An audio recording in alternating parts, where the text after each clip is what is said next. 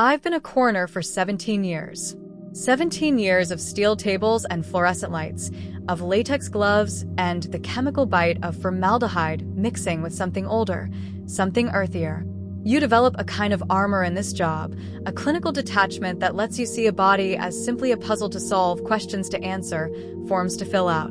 The dead don't frighten me. They never have.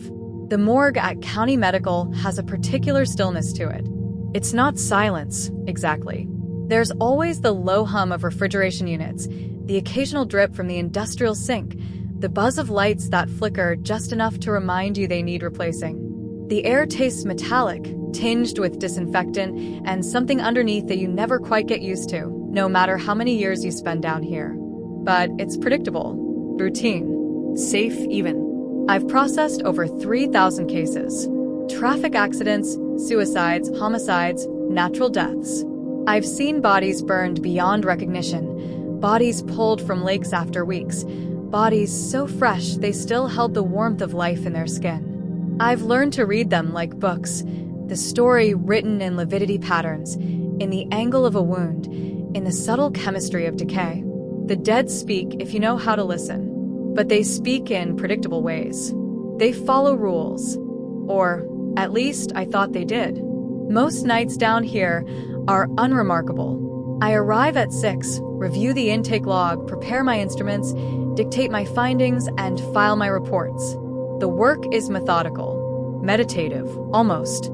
There's a comfort in the routine, in knowing exactly what will happen next, in knowing that the bodies on my tables will remain exactly where I place them. That was before the night of November 14th, 2023. That night taught me the dead don't always stay still. The call came in at 11:47 p.m., later than usual, but not unprecedented. Single vehicle accident on Highway 47, just past the old Henderson Mill Road turnoff. Driver pronounced dead at scene. Male, mid-20s, no identification on body. Estimated time of death approximately 10:15 p.m. I was alone in the facility that night. Sarah, my usual assistant, had called in sick, and the overnight security guard, Marcus, was making his rounds on the upper floors. Standard Tuesday night. Quiet. Almost boring. I heard the ambulance before I saw it. The low rumble of the engine, the crunch of tires on wet asphalt. It had been raining since dusk, one of those cold November rains that seeps into your bones. I pushed open the bay door and stepped back as the paramedics wheeled the gurney toward me, rain drumming against the concrete, creating halos around the loading dock lights. "Evening, Dr. Morrison," Jim said. He'd been a paramedic for 20 years, had delivered dozens of bodies to me over the years. But tonight, something in his voice caught my attention. A tightness, a reluctance. "Jim, what do we have?" 25-year-old male. Single car collision with a tree, high speed. Massive blunt force trauma to the chest and head. No pulse, no respiration at scene. Pronounced at 10:32 p.m. He recited the facts mechanically, but his eyes kept darting to the body bag. His partner, a younger woman I didn't recognize, stood back near the ambulance, arms crossed, not meeting my gaze. The body bag was standard black vinyl, zipped completely. But as they transferred the gurney to me, I noticed something odd, a faint warmth radiating through the material. Not hot, but warmer than it should have been after nearly an hour and a half post-mortem in cold rain.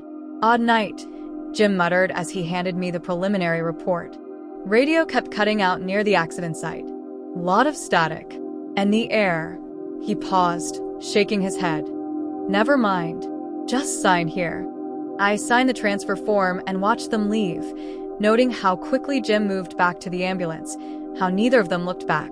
The bay door closed with a hydraulic hiss, sealing me in with the body.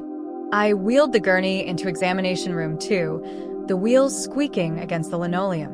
The room smelled like it always did, disinfectant, floor wax, the faint copper trace of old blood no amount of cleaning ever fully erases. I positioned the gurney under the primary overhead light and reached for the zipper. That's when I noticed it, a faint smell, sharp and electric, like the air before a lightning strike. Ozone.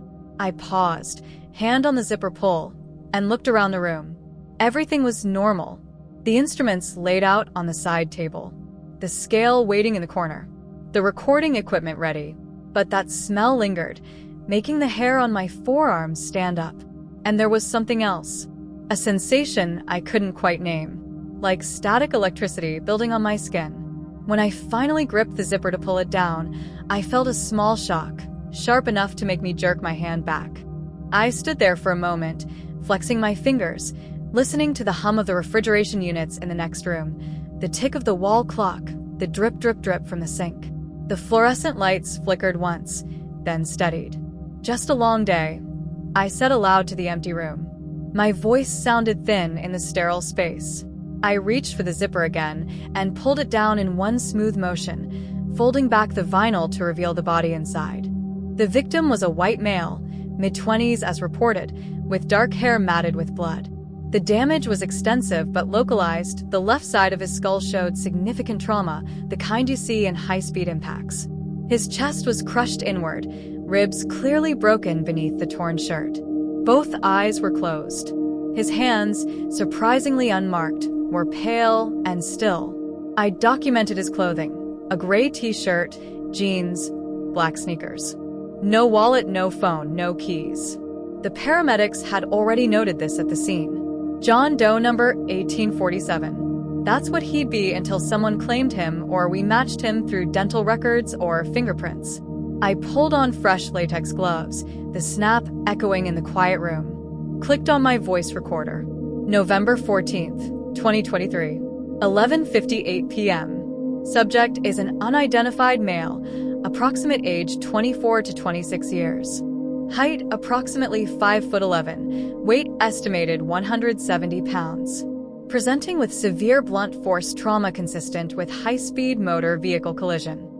My voice was steady, professional. This was familiar territory. The clinical language created distance, turned horror into data. I'd done this thousands of times. I began the external examination, dictating as I worked. Significant cranial trauma to left temporal and parietal regions. Depressed skull fracture approximately 4 inches in diameter. Chest shows anterior compression injury. Multiple rib fractures evident on palpation. The room was cold, kept at 62 degrees year-round. My breath didn't fog, but I felt chilled anyway. I adjusted the overhead light, and it flickered again just for a second, casting jumping shadows across the body. I paused the recording and walked to the light switch, flipping it off and on. The bulb steadied. Probably just needed replacing. I made a mental note to tell maintenance. The wall clock ticked. 12 minutes past midnight.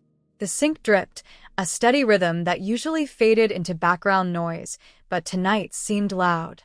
Insistent. I returned to the body and resumed recording. No identification on person. No distinguishing tattoos visible. Minor abrasions on right forearm, older, possibly several days pre-mortem.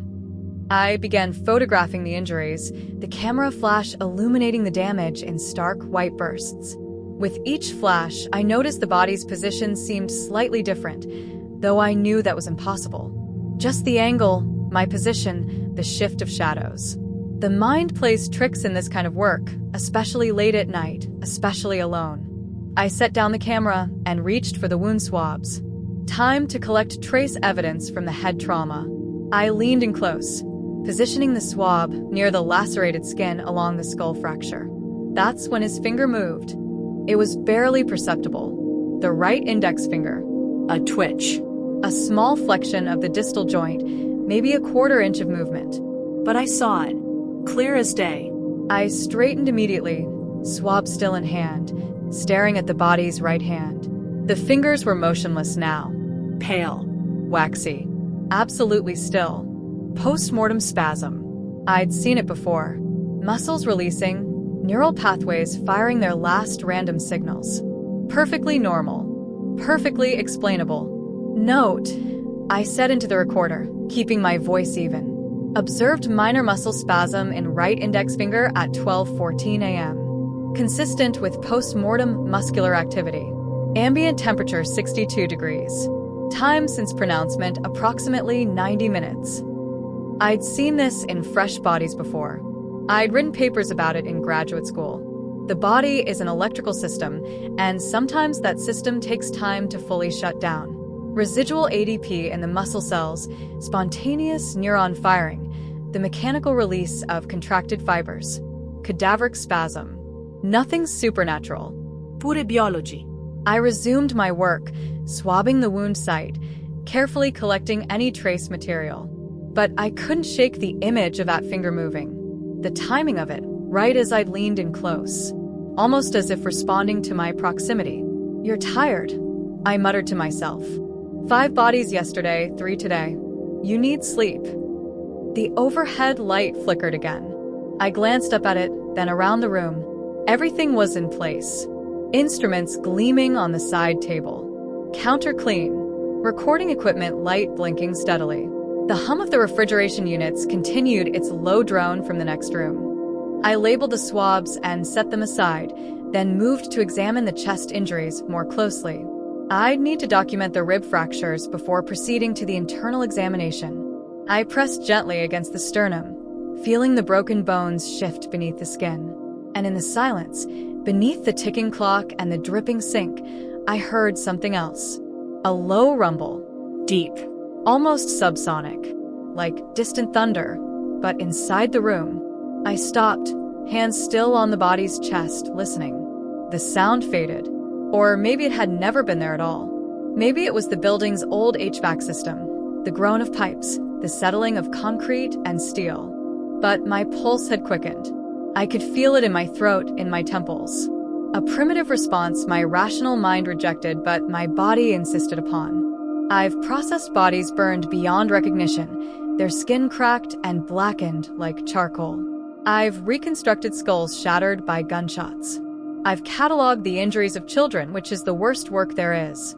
None of it has ever frightened me, because they're bodies. Evidence.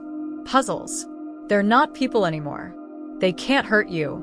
They can't do anything. I took a breath and continued my examination, but I couldn't ignore the new tension in my shoulders, the way my eyes kept flicking to the body's hands, checking for movement. The clock ticked, the sink dripped, and somewhere in the building, something hummed and then went quiet. At 12:31 a.m., the lights went out. Not completely, just a brownout, a sudden dimming that lasted 2, maybe 3 seconds. The overhead examination light dropped to a dull orange glow, the fluorescence in the ceiling barely visible. The hum of the refrigeration units in the next room wound down to silence. And in that silence, I heard it clearly. An exhale. Soft, slow, like someone releasing a long-held breath. It seemed to come from everywhere and nowhere, from the body, from the corners of the room, from the air itself. Then the power surged back. Lights bright. Refrigeration units kicking back on with a mechanical groan. The sudden return of sound was almost violent after those few seconds of near silence. I stood frozen, scalpel in hand, staring at the body. The chest hadn't moved. The mouth remained closed. There was no possible source for that sound. Power fluctuation, I said aloud, my voice shakier than I wanted. Old building. Old grid. Happens all the time. But it didn't happen all the time. Not like this. I'd worked hundreds of night shifts and experienced maybe 3 or 4 brownouts in 17 years. I set down the scalpel and pulled off my gloves, my hands trembling slightly. I needed to check the hallway, make sure the backup generators had kicked in properly, that the refrigeration units were maintaining temperature.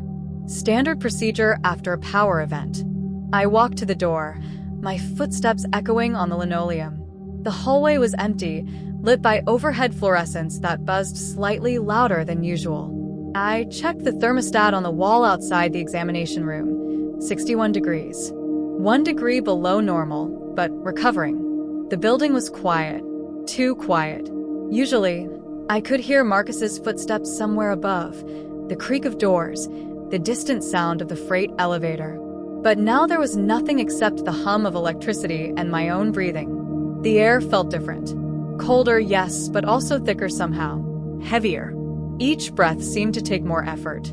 I walked to the vending machine at the end of the hall, more to clear my head than because I wanted anything. The machine's light cast a blue glow on the floor. I stared at the selection: candy bars, chips, energy drinks, without really seeing them. Behind me, from the examination room, I heard a sound. Metal on metal. The scrape of an instrument tray. I spun around. The door to examination room 2 was still open, the light spilling into the hallway. From this angle, I could see the body's feet, still motionless on the gurney. I walked back slowly, my heartbeat loud in my ears. Probably just the building settling, the vibration from the power surge causing something to shift. I reached the doorway and looked in. Everything appeared normal. The instrument tray sat on the side table where I'd placed it. The body hadn't moved. The room was exactly as I'd left it, except the air was different, colder. I could see my breath now, faint clouds forming with each exhale. The temperature must have dropped 10 degrees in the minute I'd been gone. I checked the thermostat display on the wall, 58 degrees and falling. Damn heating system, I muttered, but I didn't believe my own words. The refrigeration units in the storage room were designed to keep the bodies cold, not this examination area. This room should be holding at 62 degrees regardless of what happened in the rest of the facility. I grabbed my lab coat from the hook and pulled it on. Then I returned to the body, determined to finish the external examination and get this case logged so I could go home. Just a few more measurements, a few more photographs, and I'd be done. I picked up my pen light to check the pupils. Standard procedure, even though I knew they'd be fixed and dilated. The dead don't respond to light. But when I lifted his right eyelid and shined the light directly into his eye, the pupil constricted. I jerked back, the penlight falling from my hand and clattering to the floor. That wasn't possible. Wasn't possible. Pupillary response requires neural function, brain activity, life. And this man had been dead for over 2 hours, had sustained massive head trauma that would have destroyed significant brain tissue. There was no pathway for that reflex to occur. I stood there, breathing hard, staring at the closed eyelid. My rational mind scrambled for an explanation. A trick of the light. A reflection. My own exhaustion creating an illusion. I bent and picked up the penlight, my hand shaking. I had to verify. I had to prove to myself that I'd imagined it. I lifted the right eyelid again. The eye beneath was cloudy, the cornea beginning to show the early signs of post-mortem change. I clicked on the penlight and directed the beam into the pupil, and watched it constrict, slowly, deliberately, from dilated to nearly pinpoint in the space of 2 seconds. I tested the left eye. Same result. No, I whispered. No, no, no. I grabbed my phone from the counter and activated the camera, filming as I repeated the test. Right eye, constriction. Left eye, constriction. I played back the video. Clear, undeniable evidence. I reached for the voice recorder with trembling fingers and pressed record. Note, time 12:43 a.m. Subject displaying, pupils are. I paused, my voice cracking. Pupils reactive to light stimulus. Both eyes. Bilateral pupillary response. This shouldn't be. I stopped recording, set down the device, pressed my palms against the counter to steady myself. There had to be an explanation. Residual nerve function. Some physiological phenomenon I'd forgotten from medical school. I wasn't a physician. I'd specialized in forensic pathology, in the study of death, not the preservation of life. Maybe there was something I didn't understand about the dying process, some edge case where reflexes persisted longer than expected. But 2 hours? With this level of head trauma?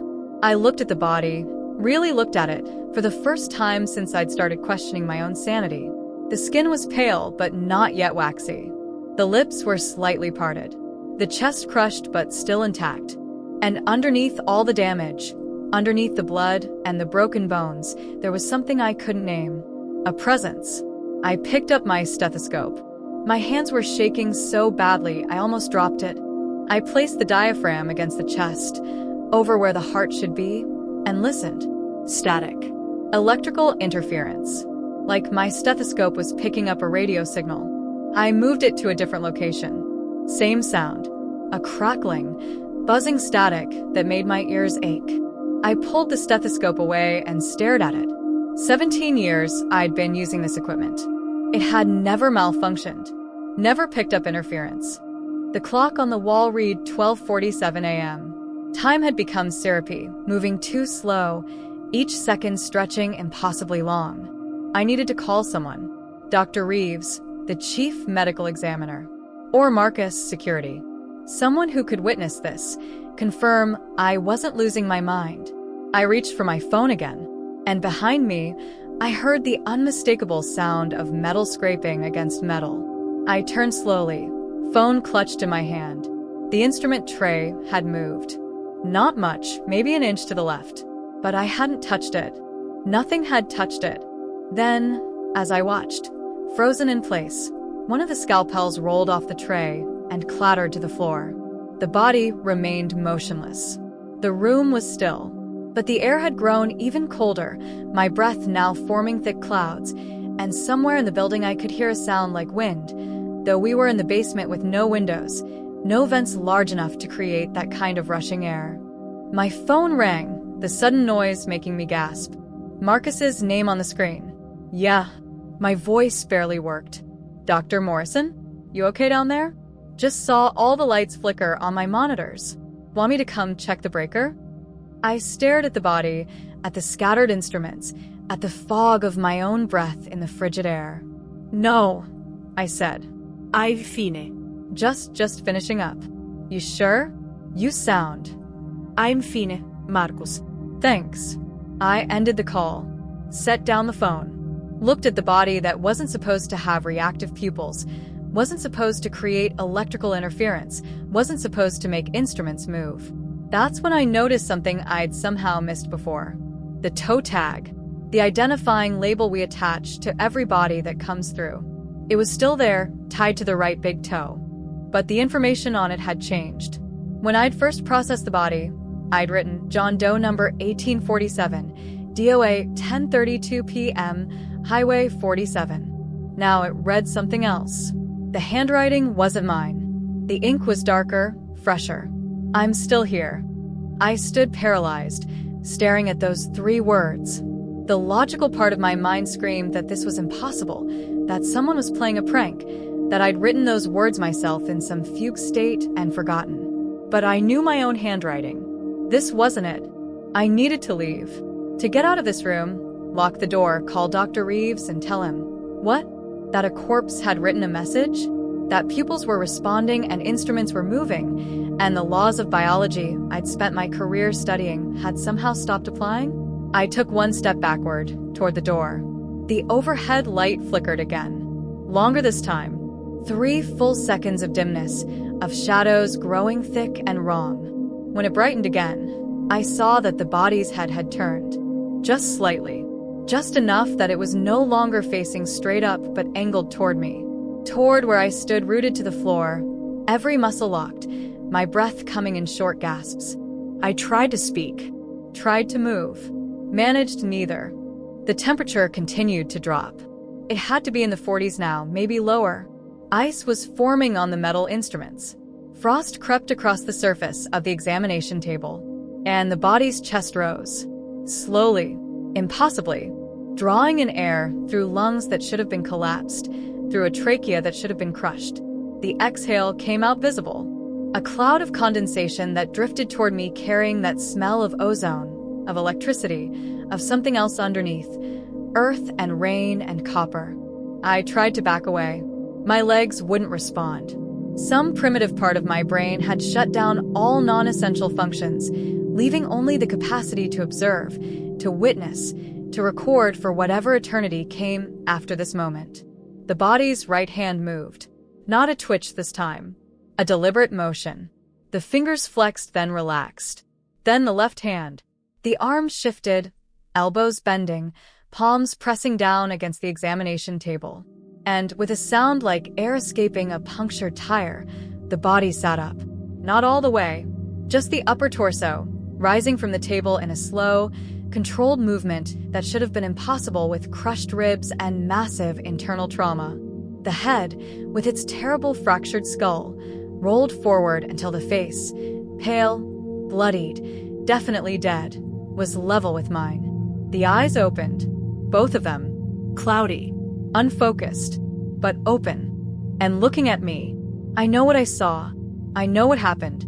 Even as every rational fiber of my being rejected it, even as I stood there in that freezing room with frost forming on my eyelashes and my lungs burning with each frigid breath, I knew that this was real. The corpse sat up, looked at me, and opened its mouth. No words came out, just a sound. Low. Mechanical, like feedback from a speaker, or wind through a tunnel, or something trying to form speech without understanding how. Then, as suddenly as it had begun, it was over. The body fell back onto the table with a heavy thud. The eyes closed. The hands went limp. The terrible breathing stopped. The lights surged to full brightness. The temperature began to rise. The sound of the refrigeration units returned, normal and steady. The clock ticked. The sink dripped. And I stood there, shaking, staring at the body that was once again just a body, motionless and dead and completely, utterly normal. I don't remember walking to the door. Don't remember turning off the examination room light or hanging up my lab coat.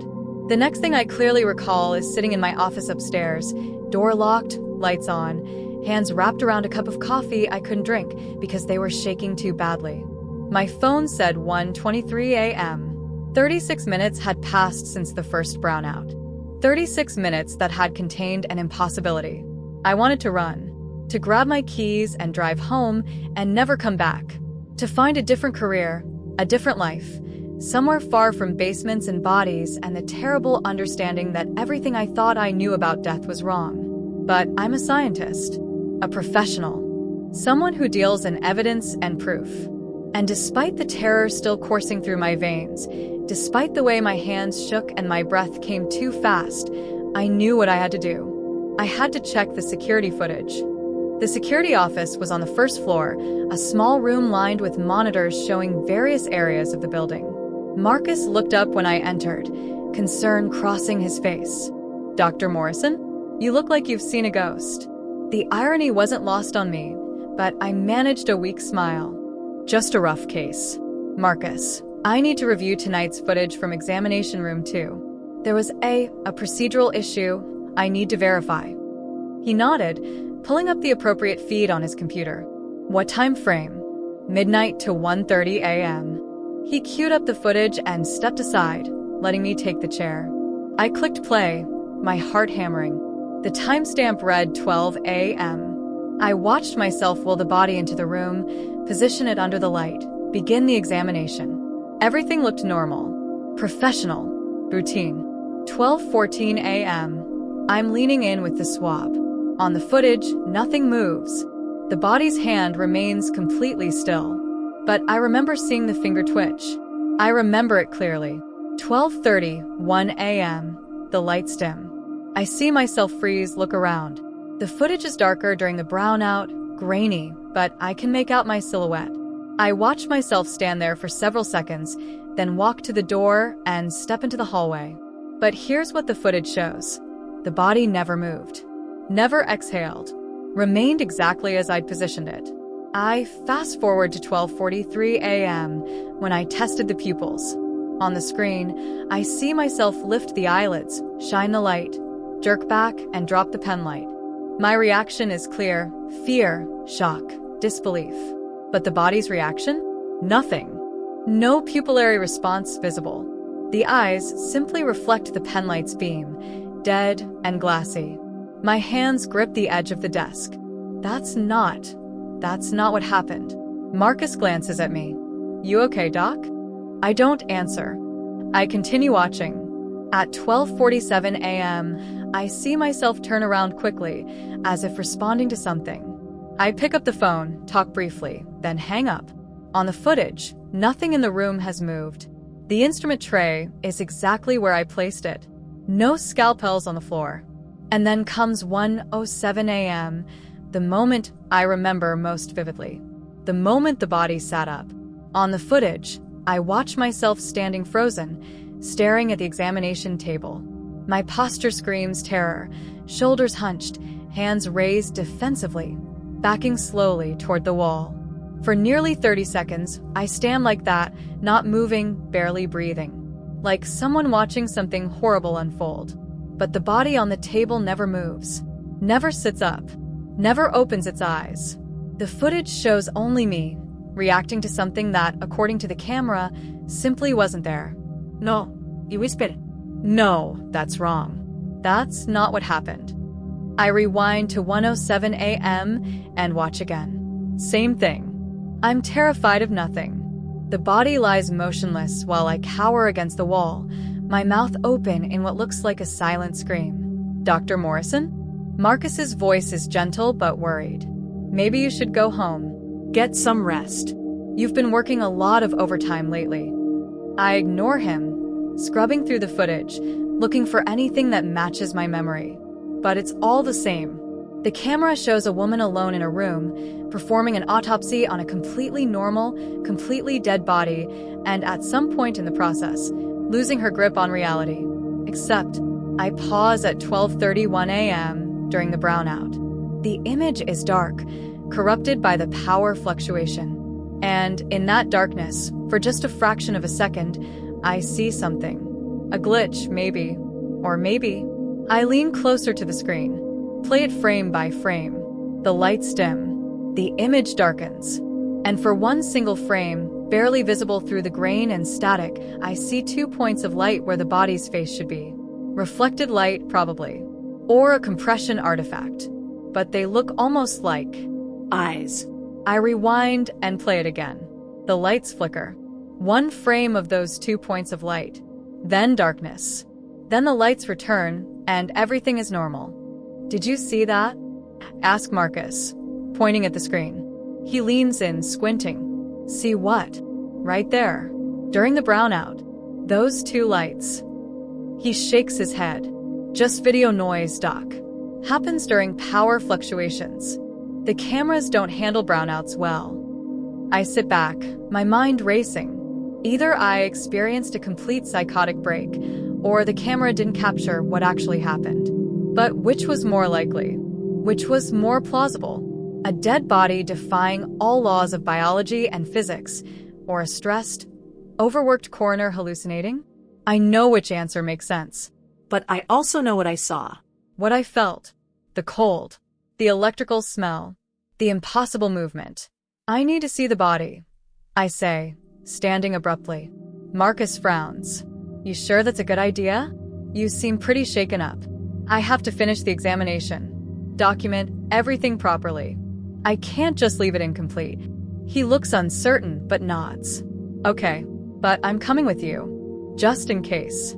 I want to tell him that his presence won't help, that whatever happened in that room doesn't follow normal rules.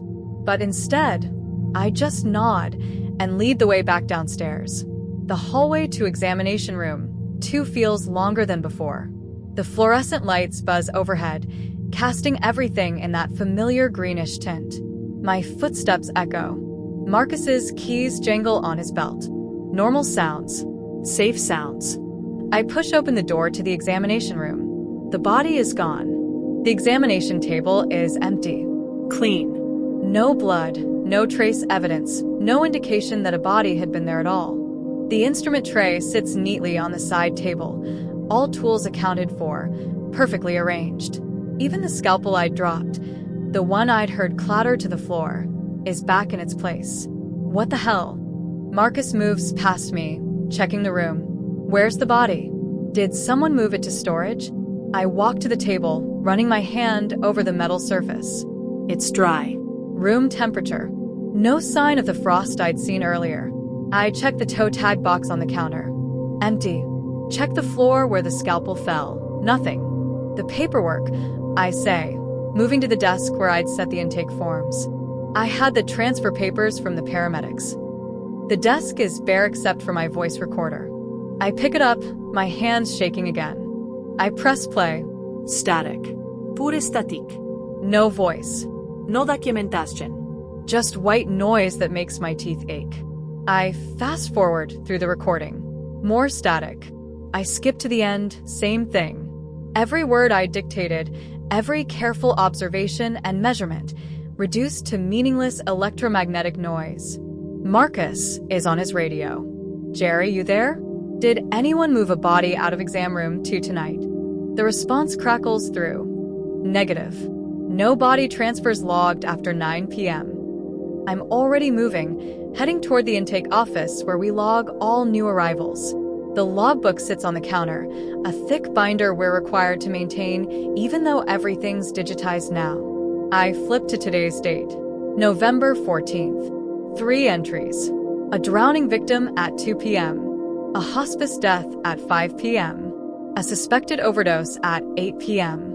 No entry for 11:47 p.m. No single car accident. No John Doe number 1847. This is impossible. I breathe. I sign the transfer form. Jim and his partner brought the body in. I saw him. I examined him. Marcus peers over my shoulder at the logbook. Dr. Morrison, are you sure about that? There's nothing here. I'm sure. My voice cracks. I spent over an hour in that room. I documented everything. The trauma, the injuries, I stop remembering the toe tag. The message that wasn't in my handwriting. I'm still here. I push past Marcus and run back to examination room 2, straight to the cabinets where we store supplies. I yank open the drawer containing toe tags. They're all blank, neatly stacked, waiting to be used. Except one. At the bottom of the stack, I find a single tag. It's wrinkled, slightly damp, the string broken as if it had been torn off. And on it, in handwriting that's neither mine nor any style, I recognize those same 3 words. I'm still here. I show it to Marcus. His face goes pale. Where did this come from? From the body. The body that apparently never existed. He takes the tag, examining it under the light. Dr. Morrison, I don't know what's going on, but maybe you should take a few days off. Talk to someone. This job, it gets to people sometimes. I want to argue, want to prove that I'm not crazy, that something happened here tonight that defies explanation. But looking at the empty examination table, the blank logbook, the static-filled recording, I have no evidence. Nothing but a damaged toe tag and my own fractured memory. Check the security footage from the loading dock, I say, when the ambulance arrived. That'll prove they brought someone in. We return to the security office. Marcus pulls up the loading dock camera, scanning through the footage from 11:30 p.m. to midnight. 11:47 p.m., an ambulance pulls up. The bay door opens, but no one gets out. The ambulance sits there for maybe 20 seconds, emergency lights off, and then drives away. No paramedics. No gurney. No body. That's not. I lean closer to the screen. That's not what happened. Jim was there. We talked. He handed me the paperwork. His partner stood by the ambulance. I saw them. Marcus replays it. Same result. The ambulance arrives and leaves. Nothing more. But then I notice something. A glitch in the footage, just like in the examination room. At 11 hours, 47 minutes, and 23 seconds, the image stutters. Just one frame of corruption. A smear of pixels. A distortion that could be anything or nothing. And when the image clears, the ambulance is already pulling away. There, I point. The corruption. Something happened during that corruption. Marcus sighs. Doc, that's just digital artifacting. The system's old. It happens all the time. Does it? Does it happen all the time during brownouts? During power fluctuations? During the exact moments when impossible things occur? He doesn't answer, just looks at me with a mixture of pity and concern that makes my stomach turn. I pull out my phone, find my call log. Jim, the paramedic. I've called him dozens of times over the years for clarifications on cases, questions about scene conditions. I scroll through my contacts. His name isn't there. I search my entire phone. Messages, call history, contacts. Nothing.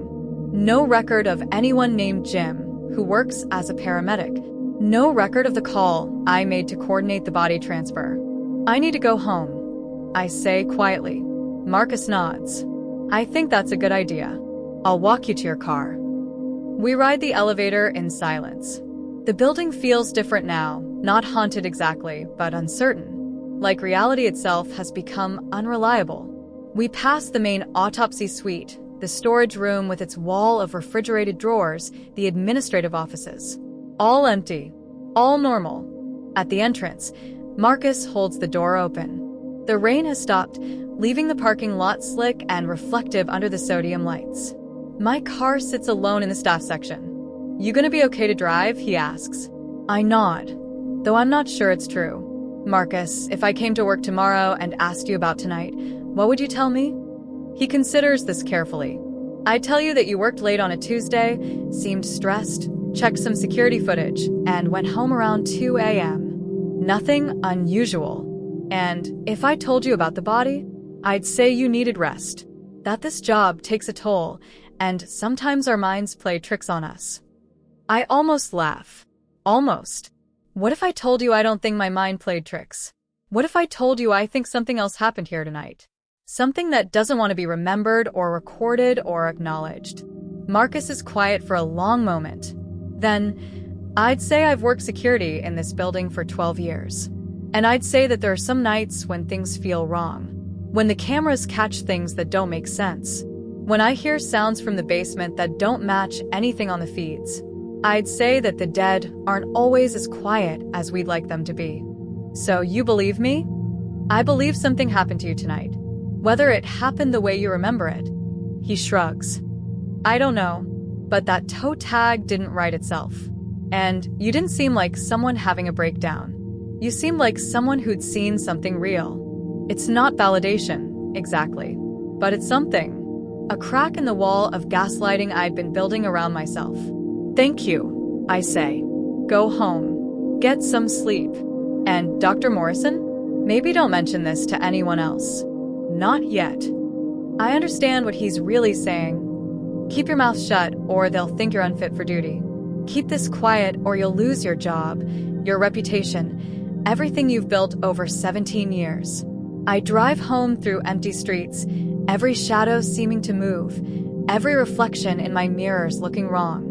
My apartment is exactly as I left it this morning. Dishes in the sink, coffee mug on the counter, case files spread across the dining table. Evidence of a normal life lived by a normal person. I should shower, change clothes, try to sleep, but instead, I sit at the table and open my laptop. I need to know if I'm the only one. If other coroners, other pathologists, other people who work with the dead have experienced something like this. I search. Corpse movement during autopsy. Results about cadaveric spasm, gas buildup, post-mortem muscle contractions. All explainable. All scientific. I search. Body disappeared from morgue. Urban legends, creepypasta, horror stories. Nothing credible. I search. Pupillary response after death. Medical papers about the precise timeline of physical death, the degradation of tissues, the cessation of reflexes. Nothing that allows for what I saw. I'm about to close the laptop when I find something. A forum post from 2019, written by someone claiming to be a mortuary assistant in Oregon. Had something happen last night, I can't explain. Body came in from a car accident, DOA at scene. While preparing for embalming, the eyes opened and looked directly at me. Not random movement, deliberate tracking. I called my supervisor, but by the time he arrived, nothing. Body completely normal. Checked the security footage, and it shows me freaking out over nothing. But I know what I saw. Anyone else experienced this? The post has 3 replies. 2 are mocking dismissive. The third is different. Same thing happened to me in 2017. Body from a drowning. It sat up during examination. No one else saw it. No proof. They put me on administrative leave pending psych eval. Eventually went back to work but transferred to a different facility. Never told anyone the full story. If you're reading this and it happened to you too, you're not crazy. But no one will believe you. Document everything you can, but don't expect it to matter. I read both posts 3 times. Then I searched for the usernames, trying to find more information. Both accounts are deleted. The forum thread is the only remaining evidence they ever existed. My phone buzzes. A text from Dr. Reeves, the chief medical examiner. "Sarah's still out sick. Need you in early tomorrow. 2 new cases came in overnight. 6 a.m. start. I stare at the message. The idea of going back to that building, back to the examination rooms and the bodies and the possibility of experiencing this again, fills me with dread so deep it's almost physical. But what choice do I have? Quit. Explain why. Tell them that I've lost confidence in the fundamental nature of death itself. I text back, I'll be there. Then I do something I've never done in 17 years of this work. I pour myself a drink. Then another. Not enough to get drunk. I need to be functional in a few hours, but enough to dull the edge of memory, to make the images of that corpse sitting up, staring at me with dead eyes, feel a little less real. At 4:30 a.m., I give up on sleep. Shower, dress, make coffee. Check my reflection in the bathroom mirror and see dark circles, pale skin, eyes that have seen something they can't unsee. I arrive at the facility at 5:45 a.m. The parking lot is empty except for Marcus's car and an unfamiliar sedan. The sun hasn't risen yet, and the building looms dark against the pre-dawn sky. Marcus is at the security desk, looking exhausted from his overnight shift. He nods as I sign in but doesn't mention last night. The new arrival, a middle-aged woman I don't recognize, is making coffee in the break room. Dr. Morrison? She extends a hand. I'm Dr. Sarah Chin, temporary replacement while Sarah recovers. Dr. Reeves asked me to assist you today. I shake her hand, grateful I won't be alone. Welcome. Fair warning, it's been a strange week. She smiles. Aren't they all? In this line of work? We head downstairs together. The hallway lights flicker on automatically, the familiar buzz of electricity filling the air. Everything looks normal. Safe. Just another morning at the morgue. But when we pass examination room 2, I notice something. The door, which should be closed, stands slightly ajar. Just an inch. Just enough to see a sliver of the dark interior. Dr. Chin doesn't notice, continuing toward the intake office. I stop, staring at that open door. I should keep walking. Should ignore it. Should let last night remain a mystery, unexplained and unexplored. But I can't. I push the door open. The room is dark, the examination table empty. Everything's in place. Normal. Exactly as it should be. Except for one thing. On the counter, next to where I'd left my voice recorder last night, there's a small puddle of water. Fresh water, still beaded on the stainless steel surface. I touch it cold. Very cold. And in that water, like a message written in condensation on glass, I can see the faint outline of letters. Already evaporating, already disappearing, but clear enough to read. Highway 47. I never reported what happened that night. Not officially. What would I say? That a body that was never logged, never documented, never confirmed to exist, somehow moved and spoke and then vanished? That reality itself seemed to glitch, leaving me with nothing but fragmented memories and a damaged toe tag. Dr. Chun and I processed the 2 new cases that morning without incident. Both were straightforward. A heart attack, a construction accident. The bodies behaved exactly as they should. Still. Silent. Dead. But I couldn't shake the feeling that I was being watched. Every time I turned my back to a corpse, every time I left a body unattended for even a moment, I half expected to turn around and find it sitting up, staring at me with eyes that shouldn't be able to see. I kept the toe tag, hid it in my desk drawer, wrapped in a plastic evidence bag. Physical proof of something I couldn't explain. On slow nights, when I'm alone in my office, I take it out and look at those 3 words. I'm still here. The handwriting still isn't mine. The ink still looks fresh, despite weeks passing. I researched Highway 47, the stretch where Jim said the accident occurred, near the old Henderson Mill Road turnoff. County records show 43 traffic fatalities on that road over the past 20 years. 17 were single-car collisions with trees. 8 involved males in their 20s. But none occurred on November 14th, 2023. I contacted every ambulance service in the county. No one named Jim works or has ever worked as a paramedic in this region. No calls were dispatched to Highway 47 that night. Either I hallucinated the entire experience, or something presented itself to me in a form I would accept. An ambulance, paramedics, a routine case, something that would get me alone in that examination room, unprepared and vulnerable. But why? What did it want? What was it trying to prove? I don't have answers. Just questions that multiply the more I think about them. The facility installed new security cameras 2 weeks after the incident. Higher resolution, better low-light performance, redundant storage to prevent data corruption. Marcus didn't request the upgrade. Neither did Dr. Reeves. The order came from the county office with no explanation. The new cameras don't glitch during power fluctuations. But sometimes, reviewing footage from the examination rooms, I notice small anomalies. A shadow that moves independently of any light source. A brief shimmer in the air near a body. Nothing definitive. Nothing I could point to as proof. Just wrongness at the edges of perception. I've started taking on fewer night shifts. Dr. Reeves approved the change without question, which makes me wonder if Marcus told him something, or if I'm not the first coroner here to request a schedule modification for unspecified reasons. Sarah, my usual assistant, returned to work 3 weeks after the incident. I asked her what illness had kept her away. She said she couldn't remember calling in sick. Said her phone showed no outgoing calls that night.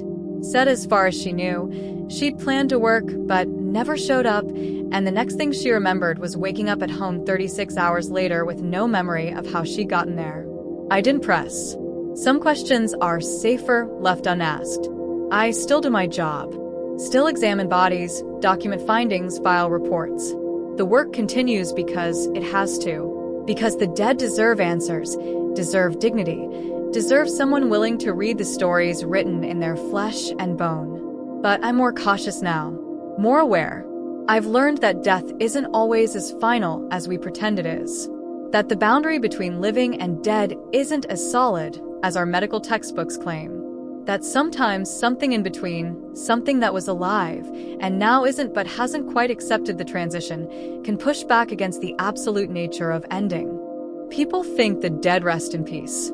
That death is a quiet state, a simple absence of life, an off switch for consciousness and will. They're wrong. Last week, I examined the body of an elderly woman who died peacefully in her sleep. Natural causes, no trauma, no signs of distress. A good death, as far as deaths go. But while I was documenting her hands, checking for defensive wounds as part of standard protocol, I felt it again. That electrical sensation. That subtle shift in the air's density. And when I looked at her face, I could have sworn, just for an instant, just for a single heartbeat, that her lips curved into a smile. I don't know what exists on the other side of death. Don't know if consciousness persists, if awareness continues in some form we can't measure or detect. Don't know if what I experienced was a ghost, a residual energy, a quantum echo, or something else entirely. But I know this. The morgue where I work is never truly empty. Even on the quietest nights, when the building is locked and the lights are low, and every drawer contains a body tagged and documented and properly deceased, there's a presence. A watching. A waiting. I've learned to acknowledge it. Not with fear. Fear makes you careless, makes you miss things. But with respect. A quiet understanding that I'm a guest in a space that belongs to them more than it belongs to me. Sometimes, when I'm working late and I hear a sound that shouldn't be there, a creak of metal, a whisper of air, footsteps in an empty hallway, I stop what I'm doing. I stand still. I listen. And I remember that night. The body that moved, the eyes that opened, the impossible breath, the message that couldn't have been written but was. I'm still here. We all will be, eventually. All of us will end up on a table like mine, under lights like these, being examined by someone like me. Our stories will be read from our bodies, our endings documented and filed and processed according to protocol. But what happens after that? After the examination is complete and the report is filed and the body is released? After burial or cremation or donation to science? After all the official ceremonies and rituals that help the living process death? Do we truly rest? Or do we linger, like an image burned into an old screen, a ghost in the machine of reality itself? I go home each night to my quiet apartment. I eat dinner, watch television, try to maintain the routines of normal life. But I've started keeping lights on while I sleep. Started checking the locks twice before bed. Started listening to the silence, wondering what might be listening back. Because here's what I learned that November night, what I carry with me every day. The dead don't always stay still. And sometimes, in the darkest hours, in the coldest rooms, in the spaces where life and death blur together like old photographs, they try to tell us something. I just wish I knew what. Last night, I was cleaning out the intake office and found something in the back of the filing cabinet. An old newspaper clipping from 1983. The headline read, "Coroner's assistant reports supernatural encounter, takes medical leave." The article described a woman who claimed a body in the morgue had moved during examination. No evidence was found. The security footage showed nothing unusual. She was placed on psychiatric hold and never returned to work. But in the margins of the clipping, someone had written a note in faded pen. It happened. I wasn't crazy. Highway 47, November 14th, 1983. Exactly 40 years before my experience. Same date, same location. I took the clipping home, added it to the toe tag in my desk drawer. Evidence of a pattern, maybe, or evidence that whatever this is has been happening for a long time to people who work in places like this, and we've all been individually gaslit into thinking we imagined it. Maybe I should feel vindicated, knowing I'm not the first, won't be the last. But instead, I just feel a deep, quiet dread. Because if this is a pattern, if this happens every 40 years on the same night at the same location, then somewhere, someone is keeping track. Something is orchestrating these encounters. And that means it's not random, not accidental. It's intentional. I still have the toe tag in my desk. Still look at it sometimes, running my finger over the handwriting that isn't mine. 3 words that have defined my understanding of reality for the past 11 months. I'm still here. Not I was here. Not I'm gone. Present tense. Ongoing. A statement of continued existence despite all evidence to the contrary.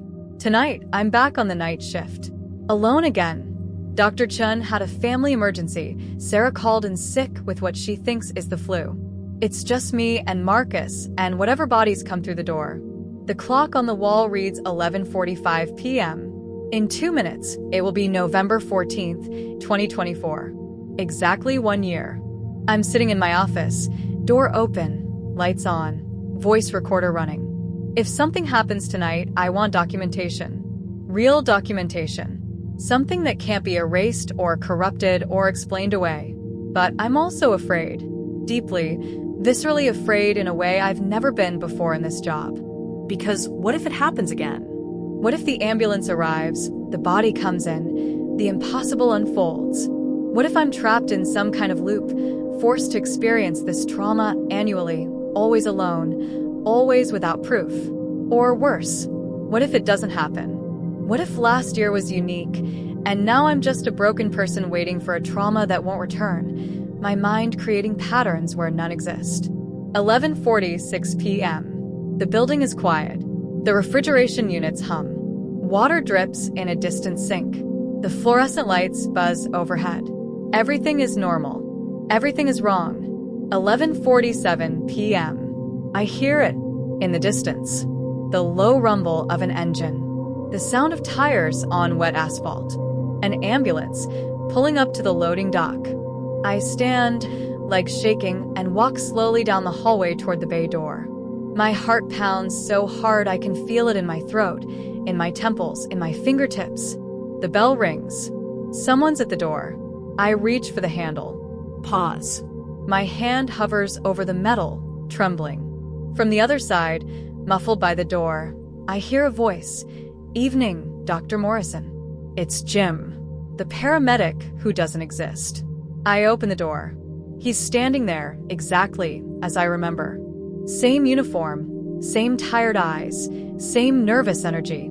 Behind him, the ambulance idles, its red lights casting everything in that familiar wash of crimson. "We've got one for you," he says. "Single car accident. Highway 47. I look past him to the gurney, being wheeled out of the ambulance. The black body bag. the slight warmth radiating from it despite the cold night. And I know, with absolute certainty, that this is a choice. I can refuse the body, close the door, call for backup, break the pattern, or I can sign the transfer form, will the gurney inside, and discover what happens when you experience the impossible twice. Jim holds out the clipboard. His hand is shaking slightly, and in his eyes, I see something I didn't notice last year. Fear. He's afraid too. "I'm sorry," he whispers so quietly I almost miss it. I'm so sorry. But it has to be documented. Someone has to witness. Someone has to remember. I take the clipboard. Our hands touch briefly, and I feel that electrical shock again. That surge of static that makes my skin crawl. The form is blank. No case number. No victim details. Just a signature line at the bottom. I sign my name, and as I will the gurney inside, as the door closes behind me with its familiar hydraulic hiss, I think about that old newspaper clipping. About the coroner's assistant from 40 years ago. About all the others who might have stood in this exact spot, making this exact choice, trying to understand what the dead are trying to tell us. The gurney wheels squeak against the linoleum. I can smell ozone. Feel the temperature dropping. The clock in the hallway reads 11:52 p.m. I have all night to find out what happens next. And this time, I'm ready. People think the dead rest in peace. But sometimes they just rest and wait.